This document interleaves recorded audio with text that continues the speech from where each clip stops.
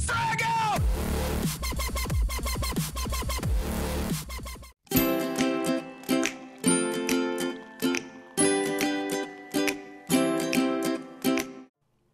Hi guys, and welcome to It's 5 o'clock somewhere, your weekly dose of Sparring DK, where we answer your Q&As and I bring you a special video. Now, we've got something special for you on the show today. We've got some Japanese taste testing. That'll be coming up after the Q&A, but let's get straight into the questions. The first one comes from Craig Andrew, and he says, what does the D stand for? I'm guessing Donald.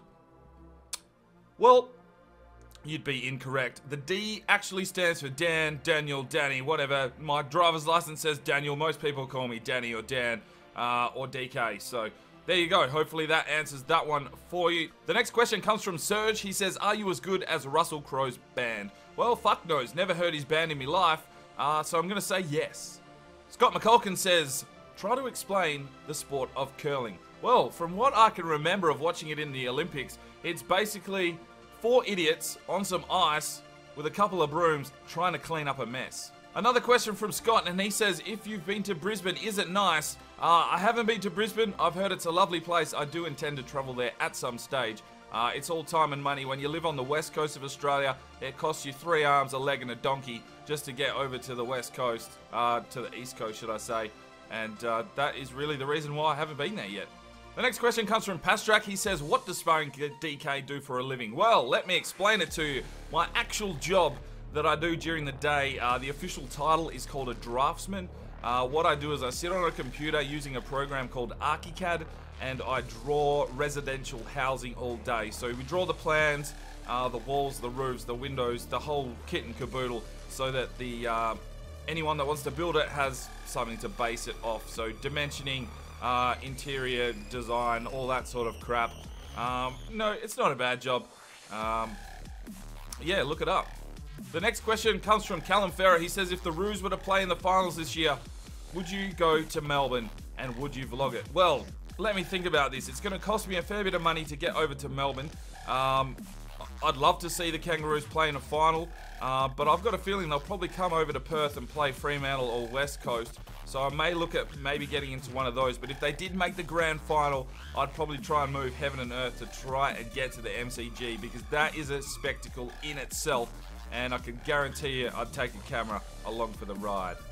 The next question comes from Luke Hartley. He says, what are your top 5 football players in Europe? Well, I have said before, I don't watch a lot of football.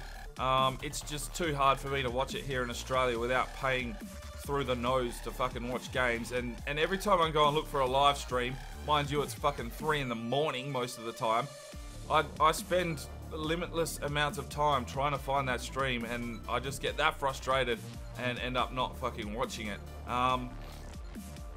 So top 5 players, I'll just give you 5 players that I've actually enjoyed watching. I think Christian Eriksen, I think he plays for Tottenham. He is a pretty decent player, don't mind watching him. Alexis Sanchez, he is pretty decent as well for Arsenal. Obviously that's the team that I support, so I'll probably be a bit more familiar with those kind of players. We're still, yeah, Premier League's probably the only ones I'm really familiar with, if anything. And that's probably more from playing FIFA. I know their names, so I do look out for them when they're playing in a game. You've got to say Billy Knott, because he's a fucking legend, wears his heart on his sleeve. He's real active on Twitter as well. Go and check out his account, and yeah, he's class. He's just a genuine good bloke. 2 more probably. Whoa, who would you pick? Fuck knows. I just don't know enough players. I like people that are a little bit hard, you know, from watching a lot of AFL, so. Well, there's 3. Sorry. The next question comes from Reese O'Donnell. He says, who's the best goalkeeper you've used on your career modes and why? Well, we've had a few goalkeepers. It hasn't been the best in all of our series. Any of our goalkeepers haven't been absolutely amazing. But I'm actually going to say Savaloni from the Relegation Regen Rebuild series. He, even though he's not as high rated as some of the other goalkeepers we've had, some of the saves and some of the stuff that he's done over the series was just absolutely superb. So if we'd given the series a bit longer just to see what he could develop into, I think he would probably be the All-Star Keeper for FIFA 15. Alright, the last question comes from Pergamon. He says, why do you always wear a hat? I don't know. I've just always worn hats. I like wearing hats. You know, beanies when it's winter, wear caps. I just wear hats. I don't know. It's basically because I can't be fucked doing my own hair. I mean, alright, here you go. There's some hair, and that's it. And I just cannot be fucked doing anything with it. No product, no anything. And we'll just stick to the beanie. Yeah. So that wraps up all the Q&A. Thanks for your questions. Make sure you're leaving me more down below for next week's episode. I really do enjoy them. Fucking feel free to ask me anything. I'm pretty much 99.9% sure I will answer your question. But that's it. Yep, that's the Q&A. Now we're going to move on to a little video that I've prepared for you. I did mention it last week.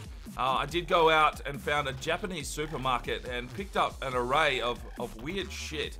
But without further ado, here comes the taste testing video. Hi guys, how you going?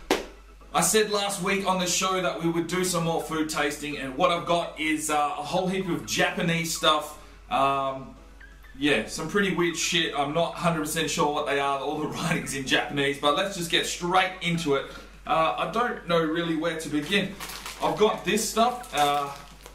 Here we go. This is, what's it called? It just says,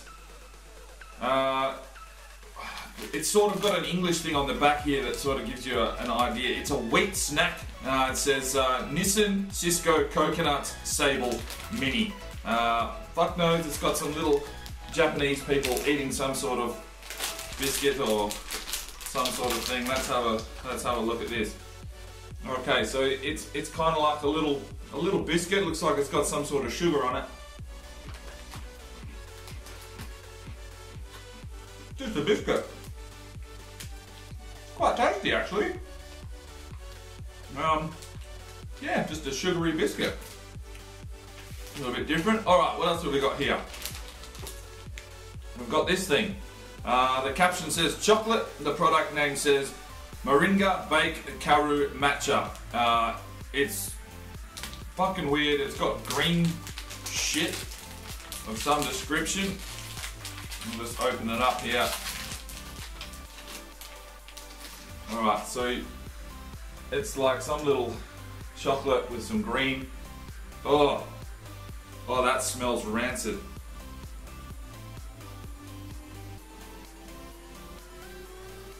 Oh.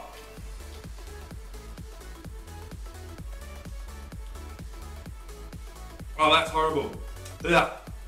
It's like green tea in chocolate or some shit. Oh, oh god. Oh, alright, let's try and get that tasted out of our mouth. There's a fucking bar here with a dog on it, and on the back it says talkative dog, so let's hope that it's not fucking dog meat. I'm assuming it's some sort of chocolate. Fucking get the packet open. Oh, that green tea shit. Ugh. Get out of my mouth. I can't even open this. It's fucking childproof. Fucking hell. Nah. We need industrial strength to fucking take this down. Ah. God. Oh, it comes with a little card that's got some puppies on it. Okay, that's different. And then we've got some sort of more wrapping, chocolate or something. Yes, it's a chocolate bar. It's a chocolate bar. All right, so we've got chocolate. Some sort of, looks like some sort of Rice Krispie.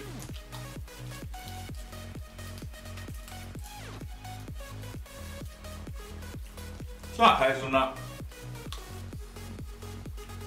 It's alright, nothing special. Nothing special. Alright. We've got a little chocolate here or something that says white cookie. White cookie. Oh my god, these packaging. Industrial white cookie. Alright, so that looks like some sort of cookies and cream chocolate.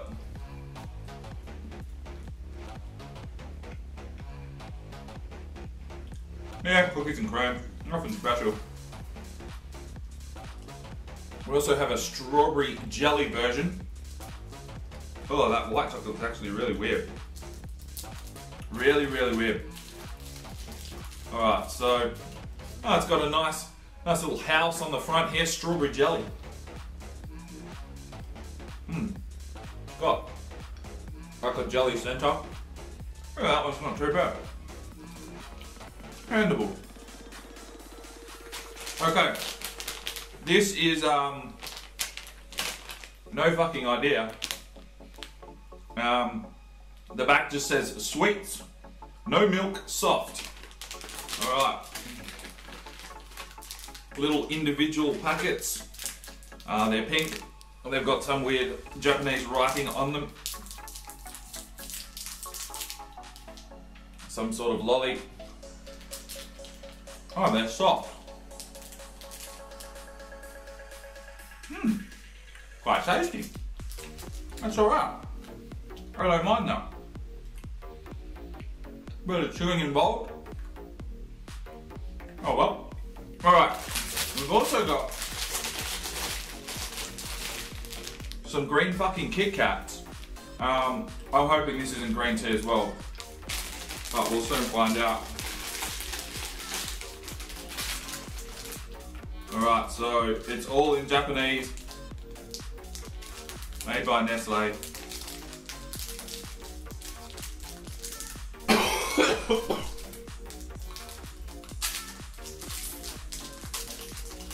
Oh no.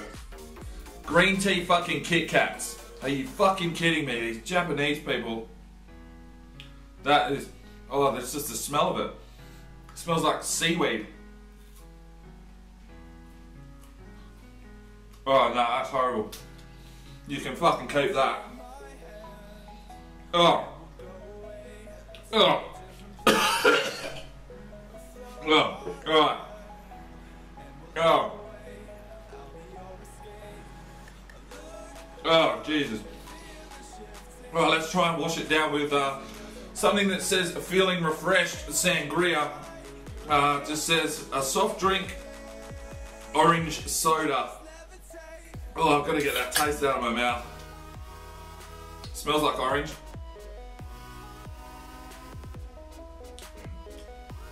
Tastes like orange, but it's actually accenting that green tea. Ugh. Alright, so that's a whole heap of stuff from Japan. Pretty hit and miss, really. One thing I actually have found here in Australia, just to finish this one off, is some sweet chili wedges from Pringles. Hopefully this can get that taste out of my mouth. Sweet chili, well, it'd be handy to have a little bit of sour cream. Oh, they smell like wedges and sweet chili sauce.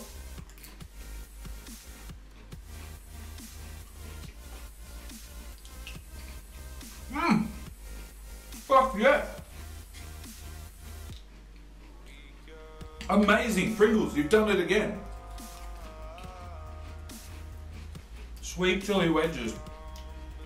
It just tastes like sweet chili wedges. How do they get so much flavour into a chip? Amazing. That's going to wrap it up. Rock and roll, thanks very much. If you've got anything else you'd like me to try, make sure you leave a comment. But we're going to end the video there and I'm going to throw all this green tea shit in the bin. Cheers.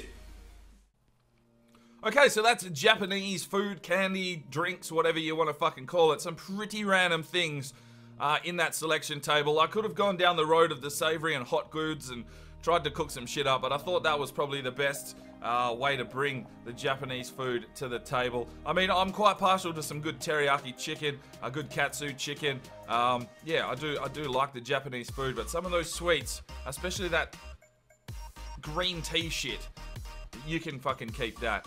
That's going to end this episode. Thanks very much for tuning in. Hopefully you're still enjoying this series. I've been Sparring DK. It's 5 o'clock somewhere. Leave your comments down below for next week, and we'll see you next time.